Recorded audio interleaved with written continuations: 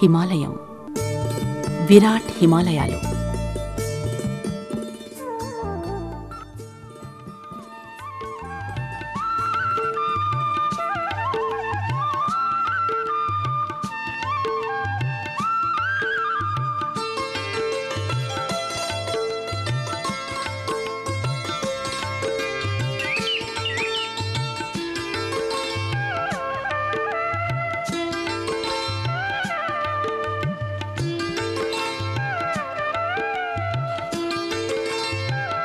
నిర్మలం, దోషరహితం అయిన శక్తి కేంద్రం, దేవత్వం యొక్క దివ్య పాదరసం అంటే దేవాత్మ అయిన హిమాలయ ఋషులకు ఈ దేవభూమిలోని గాయత్రి యొక్క సద్జ్ఞానం ప్రాప్తమైంది. మరియు ఈ తేజోమయ గాయత్రి జ్ఞానంతోటి ఈ దేవభూమి ప్రవాహం యొక్క పుట్టిల్లుగా ప్రసిద్ధికెక్కింది.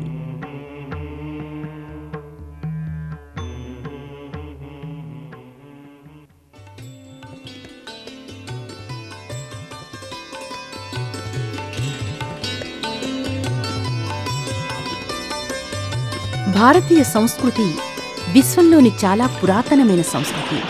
అంటే జీవితాన్ని జీవించే అద్భుతమైన ఒక కళ. అందువల్లే దేవ సంస్కృతి అని కూడా అంటారు. భారతీయ సంస్కృతి యొక్క మూలాధారం గాయత్రి మరియు యజ్ఞం, అంటే సద్జ్ఞానం మరియు సత్కర్మ.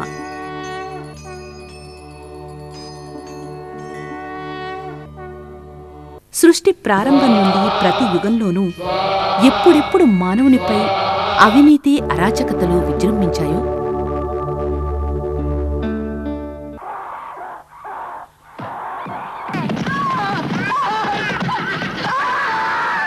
అప్పుడప్పుడు ఈ భూమిపై దివ్య చేతన అవతరిస్తుంది.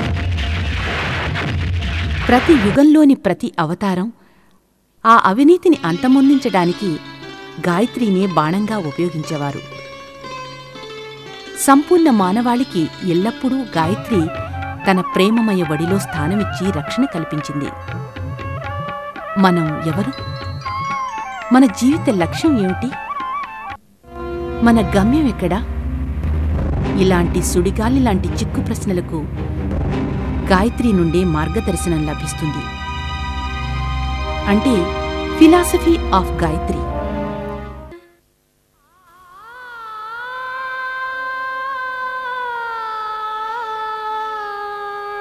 గాయత్రీ మంత్రం అంటే కొన్ని అక్షరాల, శబ్దాల సామాన్య సాధారణ కూర్పు మాత్రమే కాదు. దీనిలో మన 4 వేదాల్లో ఉన్న సంపూర్ణ జ్ఞానం ఇందులో ఇమిడి ఉన్నాయి.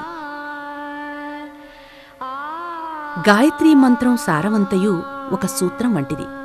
ఎలాగంటే మర్రి చెట్టు గింజలో పూర్తి మర్రి చెట్టు ఎలా ఉంటుందో అలాగే గాయత్రి యొక్క 24 అక్షరాల కలయిక వల్ల చైతన్యవంతమైన తరంగాల ప్రవాహం తయారవుతుంది.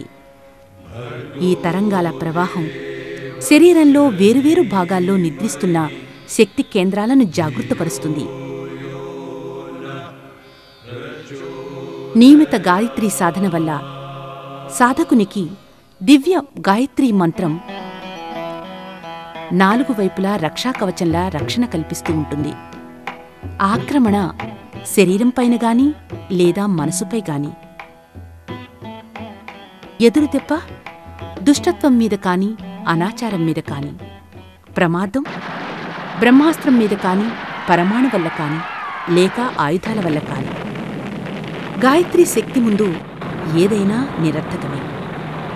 ఏ విధమైన ప్రభావం లేక పనికిరానివిగా తయారవుతాయి. వాస్తవంగా ఇదే మనిషి యొక్క అసలైన శక్తి.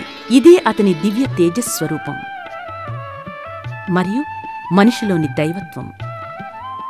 మనిషిలోని దైవత్వాన్ని మేల్కొలిపే భారతీయ సంస్కృతి యొక్క అరుదైన విశ్వవిద్యాలయం శాంతికుంజ్.